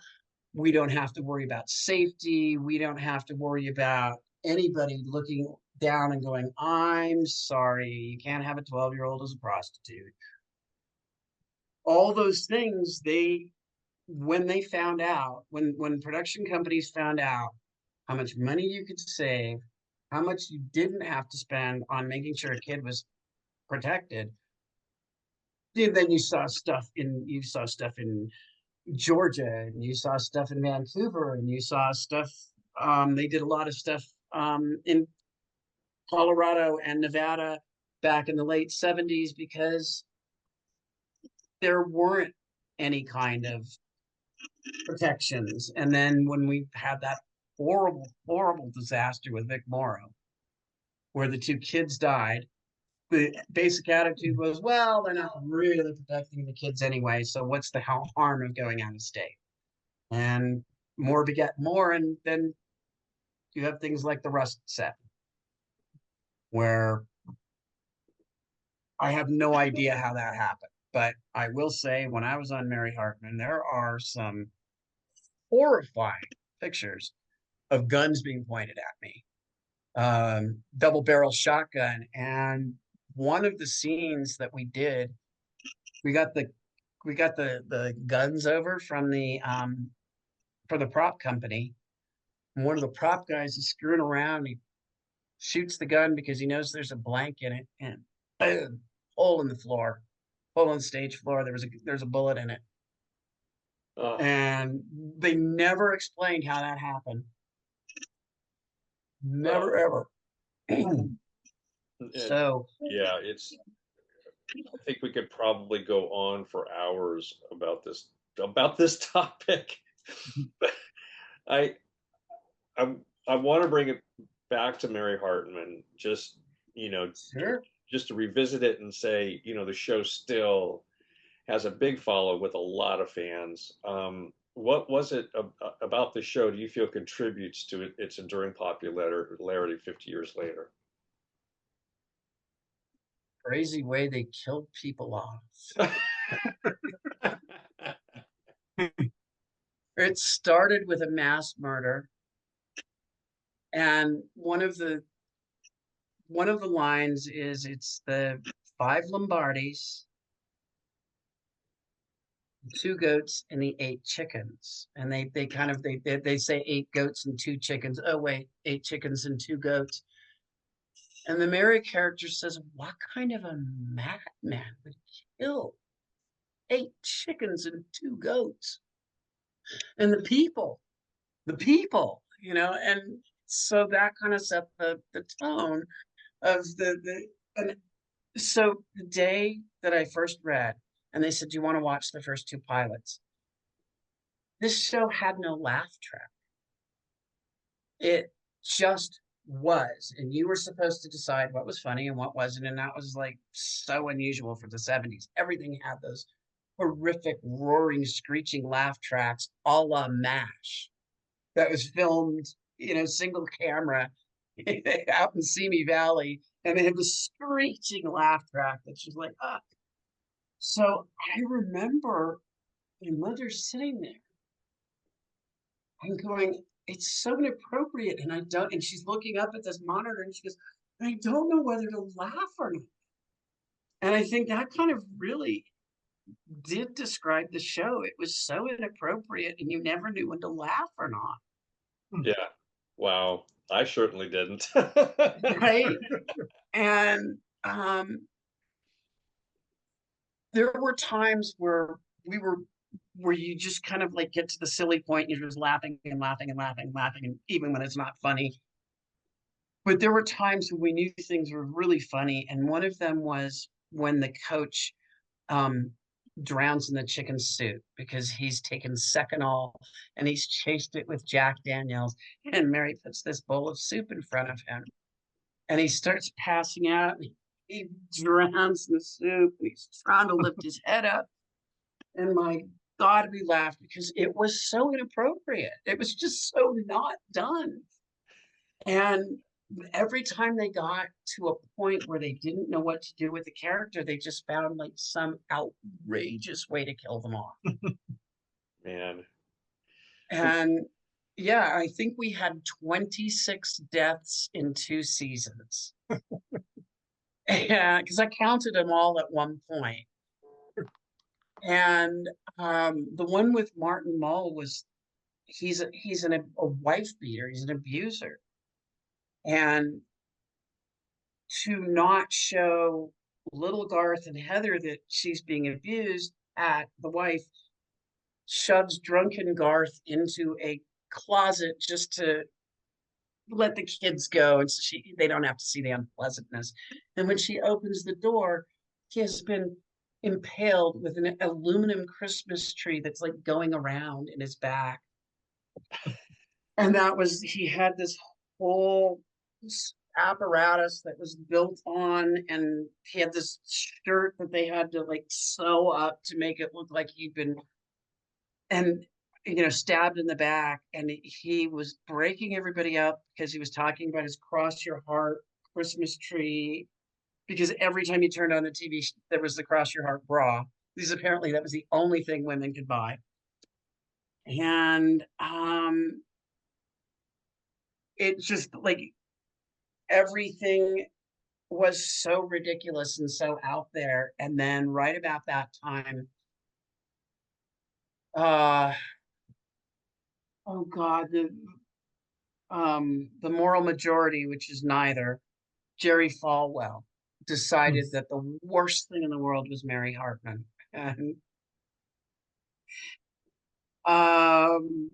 yeah, so he went on and on about that, and how there was adultery and, oh heavens, gay people. And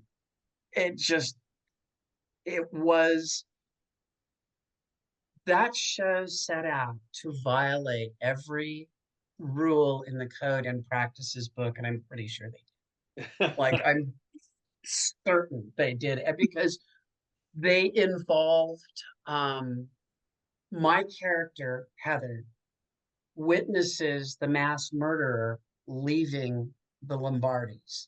So technically, she doesn't witness the murder, but she sees the murderer because she hears the shots.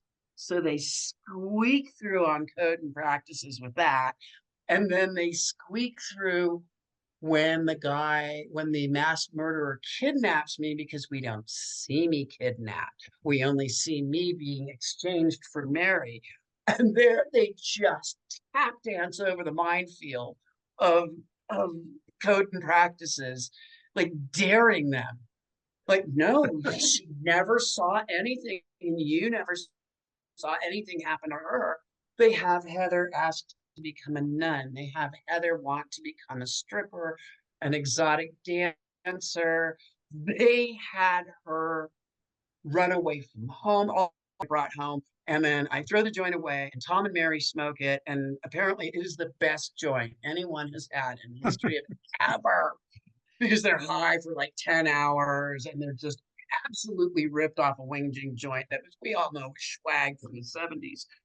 But so all this stuff is like explicitly laid out that you can't do it. And one of the things, like, I didn't want to be the person that had the joint, because even though I said to them, I want to come the next morning and say, what's the matter with you? I thought about it. You're right. I'm going to go back. I'm going to give that joint to those kids, and I'm going to tell them, peer pressure means nothing to me. And I'm going to, I'm not going to do drugs. And I go through the trash and I can't find the joint. And I go through it again. And I'm like, what is the matter with you? And read them the riot act the way a parent should do. And they thought that was hilarious, and they wrote that in. I still heard from a bunch of kids at the roller rink, what about the joint? Which is one of the things I'm like, what about the joint? Hey, where'd it go?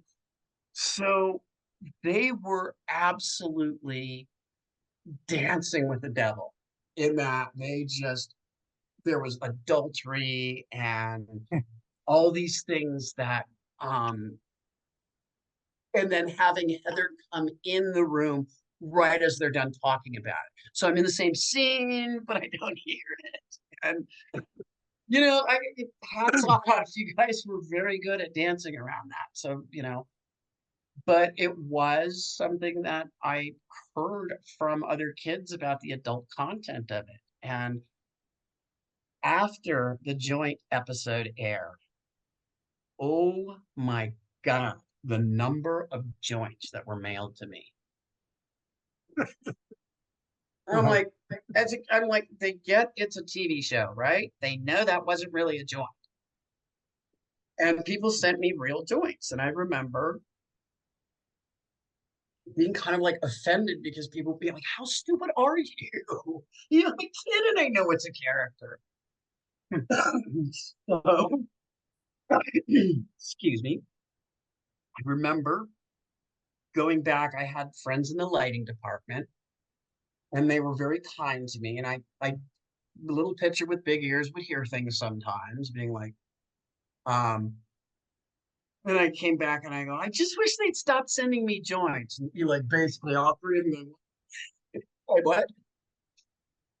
I said, I just wish they'd stop sending me joints. Terry's like going towards the door. He goes, really? What? Who? I go, I don't know. People just keep sending them to me because Mary took the one away from Heather, and apparently they're so stupid. They're sending them to me to make up for the one Mary had. It's like, really? And they're all pushing to get to the door. Like, where did you throw that away? I'm like, the trash can? They're pushing and shoving. And you tell me next time there's one, I'll take care of it for you. My God. To this day, I am positive I had two lunch boxes on Mary Hartman. One of them was a Snoopy lunchbox that would be worth a small fortune today. And the other one is a $6 million man lunchbox that they replaced the Snoopy lunchbox with because after hiatus, which hiatus just used to mean break, not like you're going to go on hiatus and then disappear. So we went on hiatus. I came back. Someone had stolen the Snoopy lunchbox. And as an adult, I'm absolutely positive, like, you cleaned weed in it, didn't you? Uh-huh. That was your weed tray. Yeah. So I loaned a bunch of my stuff to the Hollywood Museum. And it is time now for my little things to come back home after 10 years. But yeah, I still have the joint episode and a bunch of stuff. So you were talking about the show being popular. At one point it was going to be rebooted a couple of years ago, back in 21. Oh, I was asking about that. Yeah, what happened? TNT, I think it was, just stopped doing new material, stopped producing any new shows. And that was where they were going to do it. And as I understand, up until like the week or the month before Norman shuffled off his mortal coil, about 6 months ago, 5 months ago, he was still working on the reboot of Mary Hartman. And Emily Hampshire, if you are either of you fans of Schitt's Creek. Oh yeah, absolutely. Right. Yeah. I mean, yeah. So good. Yeah. Really. And when I found out that Emily, who plays Stevie Budd, when I found out that Emily wants to be Mary Hartman, I'm just like, you have all my blessings. I talked to Louise and I talked to Greg, and they were just like, do it, Would you have any involvement if they asked you? In a heartbeat. Oh. In a heartbeat. That would be just such an honor. And what's, like I said, I am old enough to be Jodie Goodman's character. That would be. As you can tell, I color my hair and that would be good. I'd love to see that. Yeah, for sure. Yeah. I really hope that the gods of theater, television, and creativity make that happen, because I think it would be really tremendously funny. The people that she's working with would really do it honor. Well, you mentioned a couple, but do you still have any contact with any of the other former cast members? So yeah, in the before time in 2019, Greg and Louise and I had dinner together in Manhattan. And I'm going to be going to Manhattan in October, and I'm really hoping to meet up again with Greg, who played my father, Tom Hartman, Greg Malavy. He lives in Manhattan, as does Louise. Louise just turned 85 on the 11th. And I'm hoping we can get together. I'm that's getting on there in years. Well, do you know if there are any plans for a reunion? We did a reunion in the 25th year. We did it in year like 25 years out, and we did it in Beverly Hills at what's now the Paley Center or the Paley Center, and it was the Museum of Radio and Television at the time. And I think everybody, Graham was there, rest his soul, screw cancer. Mary Kay was there, Deborah Lee was there. Yeah, everybody was there. I think Dodie had already passed, and Phil either wasn't invited or was gone at that point, because he just constantly badmouthed the show, and so he just wasn't. It's funny how when that happens, you get like uninvited to things. But we were in the green room, and as you can tell, I have a big voice and I have a radio voice, and I have a very, very deep voice because I have a number of different autoimmune diseases, and one of them is Hashimoto's. And kind of the older I got, the more I got that whiskey and cigarettes. Like, I don't even have to do that. I can just, And I'm in the green room, and Deborah Lee turns around and she goes, "You need to be quiet." And I, looked at her. I'm like, "Pardon me?" And she goes, "You just need to keep your voice down." I don't know. I wasn't talking to you. And she's like, "Well, what's your point?" And I go, "Hey, I am older right now than Louise was when I did this show, and I have an 11-year-old kid who is the same age. I'm sorry, I have a 14-year-old kid who was the same age I was when I got off this show. So kindly don't fucking tell me how to be an adult, okay?" And she's like, and I'm just like, and she goes, "Oh," and I go, "Yeah, you're still thinking of me like I'm 14. Don't talk to me that way." And she goes, "Okay." I mean, we had a very give and take relationship, and it was just like, "Hey, remember how you taught me to stand up for myself? I'm doing that right now with the very words you taught me." Well, And I'm sorry to say that was the last time I saw her. So, before we let you go, I want to ask, if people to ask you now, and I had to think, I know your answer, but we'll see, for advice on whether or not they should pursue a career in acting for their kids, what would you tell them? that's a very interesting way you put that. Did you hear how you put it? I know, but it's You would pursue acting for your children, because that is what it is. Yep. I have a lovely coworker, former coworker from San Francisco, whose daughter very, very much wanted to be in TV. And a lot of it was they were running these, well, they should be illegal to run. The commercials that they run on children's radio, where they appeal directly to children about getting an agent. And these agents have worked with Nickelodeon, and these agents have worked with Disney. And are you familiar with the commercials I'm speaking about, either of you? Never. I have heard nothing about this. So, because I spent so much time in radio, I'm familiar with many different formats, and I have this wonderful clock in my head from both television and commercials and radio. But it is similar to the way that they had, I likened it to Joe Camel, the cartoon figure that sold cigarettes that they often put on posters on the bottom part of a Right. door that would be directly appealing to children to smoke. So this little girl very much wanted an agent, and my answer to her, and it is the title of the first chapter of my memoir. When I was in radio, it was considered poor form to mention your book. And so behind the scenes, we always have a bell, and it'd be like, "Bing, my book, bing, my book," because it's what you're supposed to do. So, just so you know, we are making fun of us behind the scenes. Anywho, the very first chapter is entitled, "Kid's job is to be a kid." Period. And I get angry. I get really angry when people say, "Well, I'm making sure that they have enough to go to college." I'm like, really? Because all the other kids that go to college, we're not going to talk about the loan thing. We're not talking about that.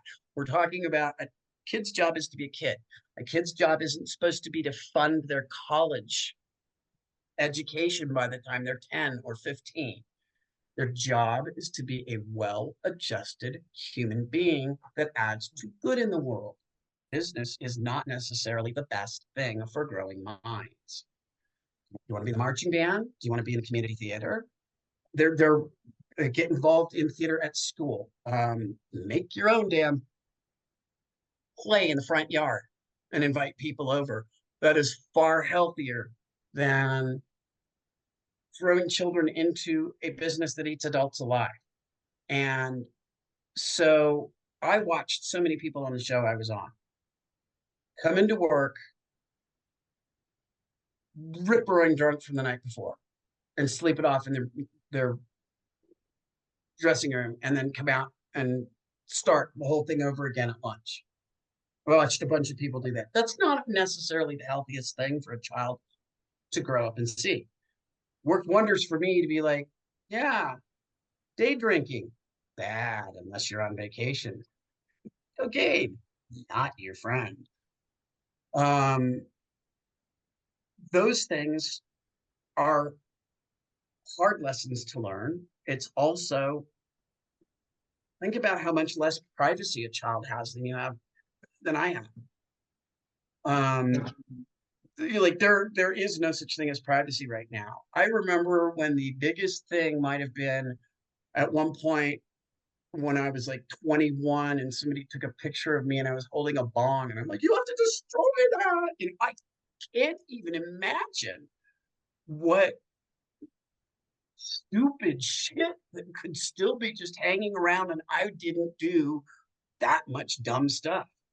But that camera is there and it will record it forever and ever. And there's just not any way for that ever to go back in the bottle. I mentioned that I wanted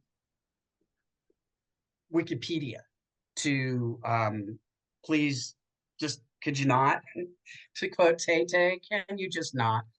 And they, someone who cared about me a great deal reached out to them and said, "Hey, she really doesn't want this. Could you just maybe erase it and we'll all call it good?" And the person, the basement dwelling comic book man who was the person who was taking in charge of that particular page blew a fucking gasket and wrote some of the nastiest stuff about me, about how insignificant I was, and how if you walked up to 1,000 people and showed them my picture with my name on it, they still wouldn't know who I was. And if I really wanted it to be deleted, why don't I go ahead and submit it to Wikipedia as a formal request because I'm so insignificant? And I'm like, congratulations, you've just told me that I did exactly what I set out to do, which is live a fairly anonymous life. And I wouldn't want that for any child. I wouldn't want that for a kid. All the things that I had to put up with. were enough. But to think about how anybody can try to just sneak into your mentions, anybody can say, that, blast you on social media Yeah. and trying to block people is pretty useless. So what was funny about that was after that horrible thing was written about me, and it must exist in some backup version because I know I copied it because it eventually got taken down. But it got taken down after my husband sat down and wrote up this amazing bio about me, about how I was a wing walker and, a stunt pilot. It's like, oh, you want some stuff about her? And wrote this big thing. And they're like, all right, all right, all right. So if you go to my Wikipedia, it's pretty anodyne right now. There's not much to look at. But it was just the weirdest thing that, first of all, when it came to be, you don't have any choice about it. Right. And then how much people put of themselves into these bios. And I think the ultimate thing is there's an author named Philip Roth who wrote a book called Portnoy's Complaint in the 70s. And Wikipedia attributed Portnoy's complaint to be something it wasn't. And the author, Philip Roth, wrote to Wikipedia, tried to change it and say, oh no, actually, what's really making him, his motivation is XYZ. And they went like, shut the hell up. What would you know? He's like, I'm the author. And they're like, yeah, but do you have this from three noted news organizations? So he reached out to the New Yorker, Washington Post, and I think the New York Times, and they all basically printed the same article so that he could say, yes, there's your three. Now, the character that I wrote is, so, if you don't have any control over, it's like little rubber duckies on one of the races, you just put them in and you go, bye-bye. And that's what happens to you. It's what happens to your, everything that's associated with you, whether, if someone decides that your story is X and your story is actually Z, you can't actually change it. Mm-hmm. So you have to just let that go and just be like, okay, well, and how do you tell a child who is still trying to form who they are? Our brains are forming till we're 25. How do you tell a child, okay, these things are ugly, but don't internalize them, okay? Good luck. Oh, did you ever internalize anything, Ike? Oh, well, yeah, but of course. Yeah. Well, I mean, that's like, sometimes it's really hard. Like it took me years and years and years to actually see myself as an attractive person because I was told over and over again that my nose needed to be fixed and that my boobs needed to be fixed. I'm like, neither of them are broken. And just being thin and and honestly, there was a time in my life when I would have told you that I was horrifically overweight because I did not have any idea I had body dysmorphia. Because when I was 18 years old, I was 114 pounds. Because I was literally being starved to keep me a size 1 or 2. And I saw as being fat. And it took me years to realize and learn and relearn. And those are like the little neurons get impressed, and you have to work to make a different and a better impression. And I think if I didn't have the good people around me that I had around me that put other things in my ear besides, you'll only be beautiful if you have blonde hair and a bob nose and big giant boobs. And that, more as much as anything, prompted me at 20 to throw my shit in the car and just be like, nope, don't get out of bed. Remember I said I was moving to Colorado? I really am. Bye. I'll write when I get work. And it was like 6 months before I even got in contact with them. And I got shamed by my brothers who were like, well, mom and dad are really worried. Like, oh, I'm really worried about me too. Mm. And the one thing that I will leave you with about how narcissists remain narcissists, and children of narcissists who are in the business, the children of the stage monsters, like Alana Thompson, she's going to need a lot of help, and she's going to need a lot of support, because she's only now discovering that even that insignificant $35,000 of the $500,000 or more that she earned she's not going to have any of that. And a lot of kids of the business are purposely not taught any kind of money literacy so that they can't complain about it. And that type of stuff, it's really hard not to internalize. So yeah, no, I don't think kids should be in the business. And I do think that if we are going to ask our children, like, we have this disconnect. We know that it's not okay for a child to work the fryer at a McDonald's, but it's totally okay for a child to be forced to eat something they don't want for hours so that we can all feel good about going to McDonald's. And so if we're going to do this, we really do need to provide the basic minimums we provide animals who work in the business, which is someone who is on set all the time. The person who could, and I'm not meaning to speak out of school, but look at Modern Family. It was the mom, the actress, who had to really put her foot down so that the kids there were okay. The middle daughter, who got emancipated at 14 years old, has I just want to give her a cup of tea and put a blanket around her, because she can be in her mid-20s right now, but that stuff, you're gonna be dealing with it for years and decades, and it's good to know that it is going to come back up. And it's hard to be treated as your family's source of income, and that the most important thing I was told wasn't my mental health, it wasn't my college education, it was, what are you going to do now? You don't have another series lined up. What's the matter with you? You're 15 and you're going to fizzle out, because if you don't get another series soon, everyone's going to forget about you. No one should have that happen to them.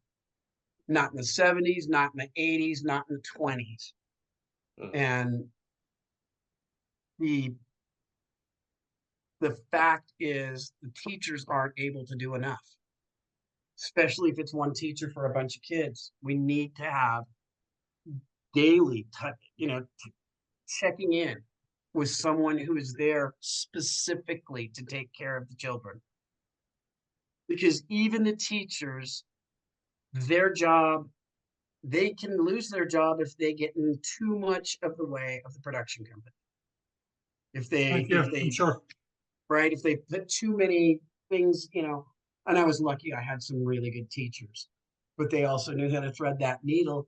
But it would have been really nice if somebody could have said to me, hey, do you ever get hit at home? Does anybody ever touch you funny? Right. Do you ever get emotionally abused? Because the answer to every one of those would have been yes.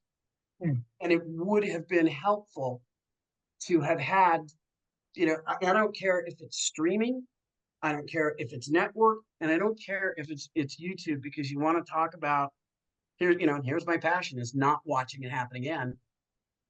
All these kids who are on YouTube right now have fewer protections than even the kids back east had. They don't have anything. There's no number of hours that they can be set, that's all you can do. They don't get a choice as to whether or not. There's a series of articles about kidfluencers that came out recently, and I'm glad to see it, because I've been screaming about it for 10 years. These kids whose very menstrual periods are being monetized by their parents. That is, it's no less than child abuse, and these kids are going to need some help when they start growing up and they're trying to tackle the anger and all the other things that they're going to deal with. These kids are going to need help. And there is, excuse me, there's absolutely nobody standing up for the kidfluencers. The companies that pay them, they just, there have been parents who have taken their kids out of it, and the companies that have been paying them everything from paper towels to diapers, they want kids. They want kids to sell their products. These cute little moppets always have. You know, look at that little kid there. By the time that kid did that picture, I had been working for 8 years. I had been working since I was 3 years old. So And supporting it, yeah. And supporting my family, absolutely Okay. 100% supporting my family, and did so, and had just so much grief for not being able to keep all of the balls in the air. Oh. How dare I grow up? You know, that is the one unforgivable sin any child actor can make, is growing up. And I actually heard someone I knew recently say such and such, and I'm not going to say the show, isn't funny anymore because the kids aren't cute. I'm like, screw that. Did you just hear what you said to me? Well, you know what I mean? I go, yeah, actually. And here's the other one that I really hate that I found out recently. Do you know that they had already canceled the Brady Bunch when they hired Robbie? So he gets the he gets to hold the bag for 50 years. That, oh, you cousin Oliver did. Like, they had already canceled it. And they threw him against the wall like spaghetti. And the production company allowed a child to carry the burden of that for the last 50-some years. Isn't that disgusting? Yeah, that's the business. Amazing. It really is. And you should talk to Robbie. He is in a good place. And I think the world of him. Reach out to Robbie. Yeah. Yeah, he has love in his life, and he has music, and yay for him. Got his Claudia, we appreciate you. And I want to thank you so much for coming on today. That. Yes. Yeah. This has been Pop Culture Retro. I'm Jonathan Rosen with Ike Eisenmann. And again, a very special thanks to Claudia Lamb. And please like, comment, and subscribe. Thank you for listening to Pop Culture Retro, where no one was hurt during the making of this podcast.